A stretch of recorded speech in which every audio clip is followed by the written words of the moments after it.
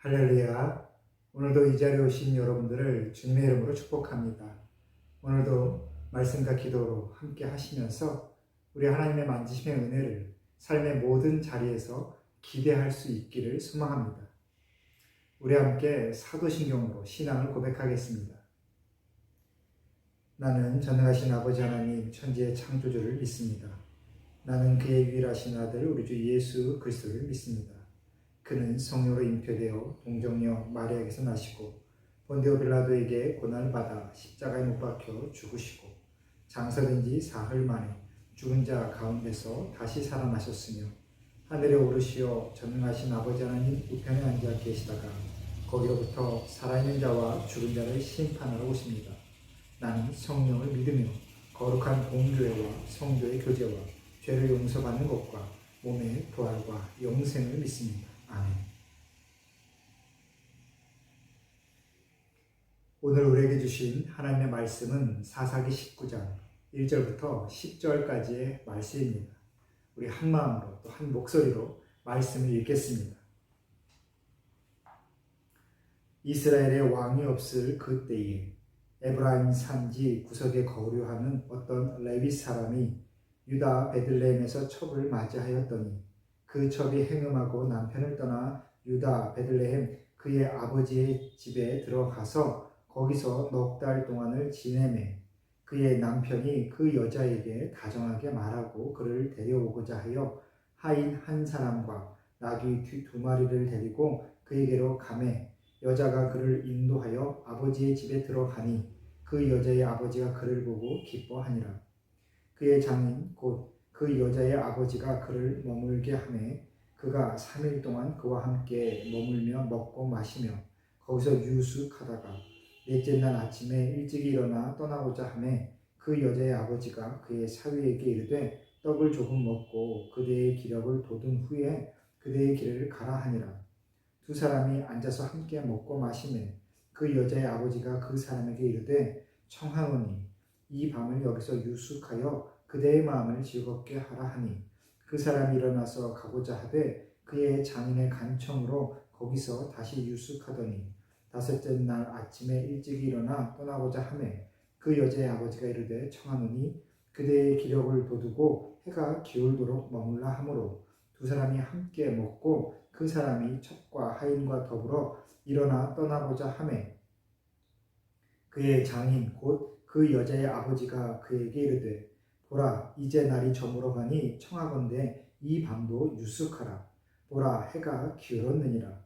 그대는 여기서 유숙하여 그대의 마음을 즐겁게 하고 내일 일찍이 그대의 길을 가서 그대의 집으로 돌아가라 하니 그 사람이 다시 밤을 지내고자 하지 아니하여 일어나서 떠나 여부스 맞은편에 이르렀으니 여부스는 곧 예루살렘이라.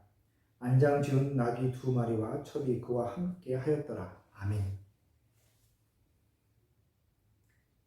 할렐루야. 이 시간 다시 한번 우리 하나님의 그 만지심의 따스함이 저와 여러분의 삶의 모든 자리에 충만히 임하기를 다시 한번 소망합니다. 여러분, 교회는 하나님께서 이 땅에 마련하신 하나님의 나라입니다. 하나님의 나라, 하나님께서 다스리시는 곳이다라는 것이죠. 그 말을 조금 더 현실적으로 우리에게 가깝게 말씀드리자면 하나님의 은혜가 충만한 곳, 그곳이 바로 교회다라는 겁니다. 세상 모든 곳에 하나님의 은혜가 편만하게, 충만하게 가득하여 있지만 특히나 교회는 하나님의 특별한 은혜가 있는 곳입니다. 왜냐하면 하나님을 간절히 바라고 또한 하나님께서 이끄시는 대로 순종하고자 그 삶을 온전히 주님께 드리고자 하는 사람들이 모여있기 때문에 그렇습니다. 하지만 그 교회가 이 땅 가운데 많이 왜곡되고 또한 타락하는 이유는 하나님의 능력이 부족해서가 아니라 하나님의 은혜의 충만함을 잊지 못한 사람들이 세상의 욕심으로 그 교회에 모여있기 때문에 그렇지요.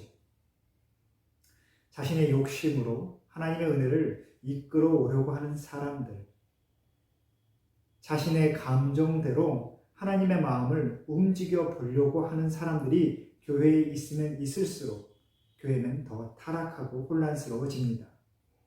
사사기의 그 시대적 배경, 삶의 모습을 표현하는 한 문장, 우리가 계속해서 보고 있지만 바로 그 시대에 왕이 없으므로 사람들이 자기 속엔 옳은 대로 그렇게 살아가더라라는 것, 우리는 이미 계속 보고 있습니다. 여러분, 자기의 소견대로 살아간다. 삶의 기준이 없다. 따를 만한 진정한 가치가 없다라는 그 말이 사실 얼마나 안타까운 일인지 우리는 사사기를 통해서 볼 수 있지요. 특별히 사사기는 영적인 리더에 관한 이야기가 분명히 중심입니다. 우리가 함께 계속해서 이스라엘의 사사들을 보지만 그 사사의 면면 가운데에 사실 특별한 하나님의 선택을 받을 만한 그러한 자격을 지닌 사람이 얼마나 있었나 싶습니다. 하나님을 의심하고 하나님의 말씀을 자신이 믿기 위하여 하나님 앞에 증거를 요구하는 사사, 그리고 자신의 삶의 배경을 뒤로 하고 사람들을 자신의 그 삶의 변화를 위하여 이용해 보려고 욕심부렸던 사람들, 그리고 또한 어제까지 함께 본 것처럼 자신의 이익에 따라 또 감정에 따라 삼손이나 단지파의 사람들처럼 그렇게 하나님의 이름을 망령되이 거짓되게 그렇게 부르며 하나님을 오해한 사람들, 그 모든 사람들이 바로 이 사사시대의 지도자들이었습니다. 그런데 그들이 어떻게 하나님의 그 은혜를 누렸는가? 그것은 그 순간 그들이 하나님의 부르짖음에 정직하게 응답했고 또한 하나님께서 쓰시고자 하는 그 마음이 있으셨기 때문이죠. 하나님의 선택과 부르시면은 후회가 없으신데 그때에 부른 그 사람, 부름받은 사람들의 그 응답은 분명히 그들의 정직함을 토대로 하고 있습니다. 여러분, 우리에게도 하나님의 부르심이 분명히 있습니다. 여러분이 살아가고 있는 그 삶의 자리, 다양한 직업, 다양한 모습, 다양한 사람들과의 관계 가운데 삶을 일으켜 세우고 있는데 그곳에서 분명히 하나님께서 부르신 뜻이 있다라는 겁니다. 내가 왜 인도에서 지금 이 시간, 이 순간, 이 시대에 살아가고 있는지, 나의 자녀, 나의 가족, 나의 회사, 내가 맺고 있는 모든 관계들, 그리고 내가 만난 교회, 하나님께서 왜 이곳으로 나를 부르셨는지 그 의미를 알고자 하나님 앞에 나아가며 내 마음이 더 새로워지고 또 도전받고 만족함을 누릴 수 있다면 우리는 그때에 하나님의 품 안에 있는 것입니다. 여러분, 지금 이곳에서 살고 계시면서 여러분의 마음에 그 만족이 있기를 다시 한번 소망합니다. 여러분의 삶이 더 나아지고 더 채워지고 풍성해지고 그래서 더 감당할 수 있는 일들이 더 많아지기를 다시 한번 축복합니다. 그래서 하나님께서 쓰시고자 하실 때에 여러분이 정직하게 네, 제가 여기 있습니다 라고 응답할 수 있기를 또한 다시 한번 기도합니다. 오늘 우리가 사사기 19장 1절에서 10절 말씀 함께 보고 계십니다. 사사기 17장에서 18장까지의 그 말씀 보시면 미가와 제사장 그리고 단 지파의 사람들의 그러한 타락함을 우리에게 보여주고 있습니다. 그런데 오늘 19장부터 이제 사사기 마지막 장까지는 그러한 종교적인 타락이 어떠한 결과로 이 사회에 그 영향을 미치는지를 우리에게 가르쳐 주고 있죠. 사사기는 계속해서 그 시대에 왕이 없었다. 그래서 자기의 소견에 옳은 대로 사람들이 그렇게 살아갔다라고 그렇게 기록을 기록하고 있습니다. 반복적으로 기록하는 것이죠. 하나님이 그 삶의 주인임을 잊고 있는 사람들, 그 사람들이 그 사회에 가득했다는 겁니다. 그런데 그 중에 제사장, 레위인은 분명히 있었습니다.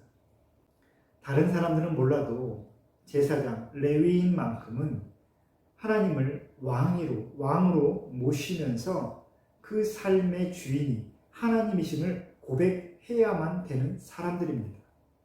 하지만 그들조차도 그 삶에 하나님이 주인이 아니셨다라는 것을 우리에게 오늘 이 말씀이 보여주고 있습니다. 오늘 등장하는 한 레위 사람은 첩과 하인 또 나귀, 재산이 있습니다.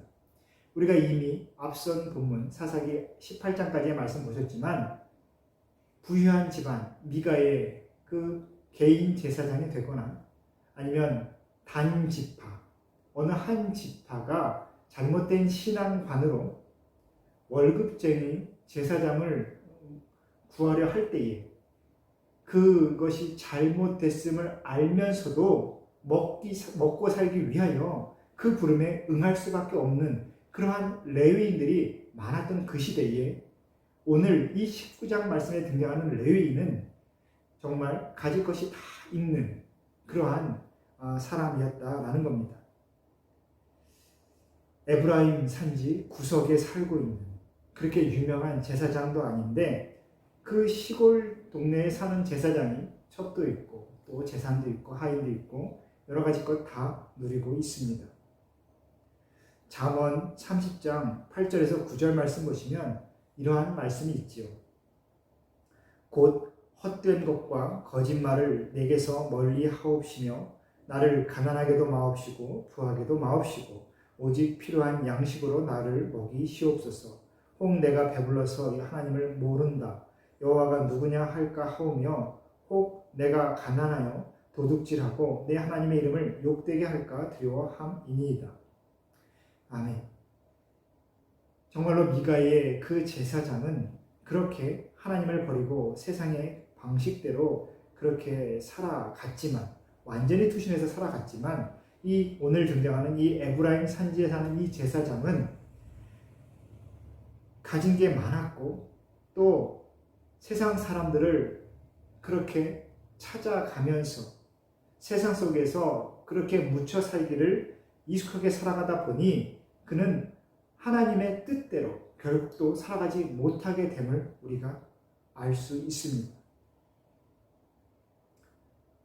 미가를 따라갔던 단지파를 따라갔던 그 제사장이 삶에 너무나 큰 어려움으로 잘못된 신앙관을 가지고 그렇게 하나님을 떠나갔던 것처럼 오늘 등장하는 이 레위인은 가진 게 많아서 삶이 안정됐음에도 불구하고 하나님의 뜻을 떠나 살고 있었다라는 겁니다.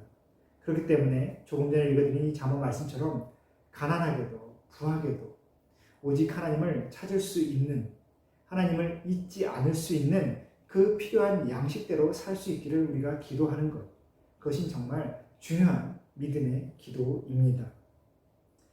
오늘 이 레위인이 자신을 떠나갔던 그 첩을 찾아 그 장인의 집에 들어가서 그곳에서 유숙하는 이야기가 본문에 등장합니다. 이것이 왜 중요한 본문일까라는 생각이 들 수도 있습니다.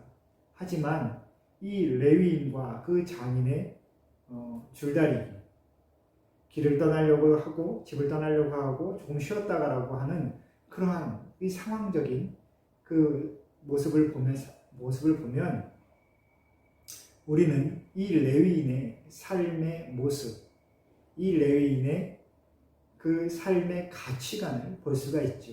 여러분, 레위인은 정해진 삶의 방식이 있는 사람입니다.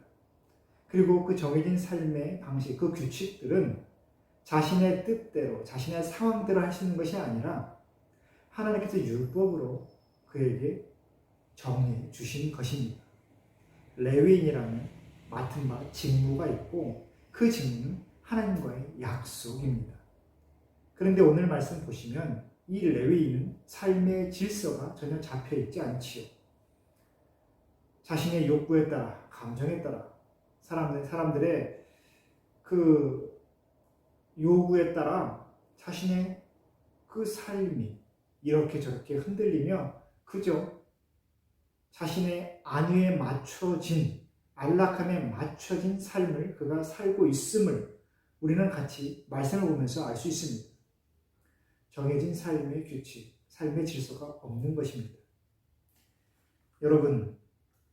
여러분에게는 어떠한 삶의 질서가 있으십니까? 이번 주 주일 말씀 드리면서 이런 말씀을 드렸습니다. 여러분, 우리의 삶에도 물리적인 힘과 시간이 필요합니다. 왜 필요하느냐? 하나님의 말씀을 듣고자 하는 그 힘과 시간, 노력이 필요하다라는 것을 말씀드렸습니다. 왜 그럴까요? 사두개인처럼 우리는 내 삶의 익숙함에 젖어 하나님의 말씀이 내게서 날마다 새롭게 일어나고 있음을 잊어버릴 때가 있기 때문에 그렇습니다. 예전에 들었던 말씀, 내가 젊은 시절, 내가 느꼈던, 지난달에 감동받았던 그 구절만을 붙잡고 그 익숙한 감정, 그 감동에 머물러 있고자 하는 것이 우리의 본성이다라는 겁니다. 하지만 하나님의 말씀은 아침마다 새롭고 날마다 새로운 것이 바로 진리입니다. 하나님의 말씀이 내 삶의 상황이 바뀌고 내가 살아가고자 하는 그 삶의 동기가 변화할수록 하나님의 말씀은 각기 다른 의미로 우리에게 전해집니다. 왜냐하면 하나님의 말씀에는 하나님의 마음과 하나님의 뜻과 계획이 담겨있기 때문에 그렇습니다. 그래서 모두가 동일한 말씀을 들어도 각자가 받는 은혜가 틀리고 또 결단하게 되는 그 기도가 다 틀린 것이지요. 여러분, 우리는 우리가 가져야 될 삶의 질서, 그 삶의 루틴을 분명히 회복해야 됩니다. 이 코로나 시기를 찾아가며 여러분은 새롭게 하나님 앞에 세운 여러분만의 삶의 모습, 그 규칙이 있으십니까? 아니면 오히려 예전에 열심히 지켰던 그 신앙생활의 규칙들이 오히려 무너지셨습니까? 그리고 새롭게 갖게 된 그 신앙의 규칙들, 삶의 방식들이 나의 편의에 맞춰져 있습니까? 이 시대의 유행에 맞춰져 있습니까? 아니면 내가 하나님을 기쁘시게 하기 위하여, 하나님의 마음에 합하기 위하여 내가 그렇게 새로운 삶의 방식들을 택하고 있습니까? 우리는 늘 그 갈림길에 서 있고 또 계속해서 서 있게 될 것입니다. 하지만 오늘 레위인의 이 선택, 삶의 모습을 보면서 중심이 없는 삶이 얼마나 하나님을 떠나 살게 되는지 우리는 다시 한번 묵상해야 되겠습니다. 그리고 결단해야 되지요. 내 삶의 질서를 세우기 위하여, 내가 하나님께 나아가기 위한 그 힘과 그 노력, 시간들, 모든 것을 하나님 앞에 구별해 드리는 그 선택을 우리가 할 수 있어야 된다라는 말씀. 그리고 그것을 통해 다시 한번 나의 삶이 익숙함에서 벗어나 새로움을 입게 되리라는 그 기대를 우리가 할 수 있기를 바랍니다. 여러분, 이 시간 함께 기도하면서 내 안에 하나님을 향한 그 새로움이 회복될 수 있기를, 그리고 하나님 안에 머물기 위하여 내가 나만의 삶의 질서, 규칙들, 또 삶의 새로운 방법들을 선택할 수 있기를 그렇게 기도하면 좋겠습니다.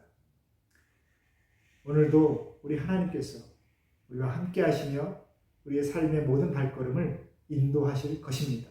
그 은혜를 풍성히 누리시는 저와 여러분 되기를 다시 한번 기도합니다. 사랑하는 성도 여러분, 오늘도 하나님의 샬롬을 전합니다. 우리 함께 기도하겠습니다. 우리의 삶의 주인 되신 하나님 아버지, 오늘도 하나님께서 우리에게 들려주시는 말씀의 자리에 있게 해주시니 감사합니다.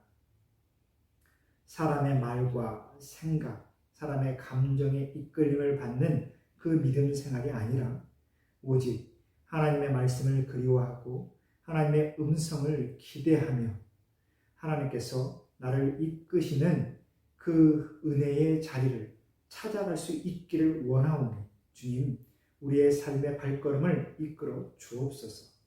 이 시간 함께 말씀을 묵상하고 기도할 때에 오늘 필요한 모든 삶의 힘과 은혜가 충만히 임하도록 주님 함께하여 주옵소서. 어떠한 자리에서도 나만의 삶의 규칙들, 특별히 하나님께 나아가기 위한 나만의 그 삶의 질서를 온전히 세울 수 있도록 주님 도와 주옵소서. 예수님의 이름으로 기도합니다. 아멘.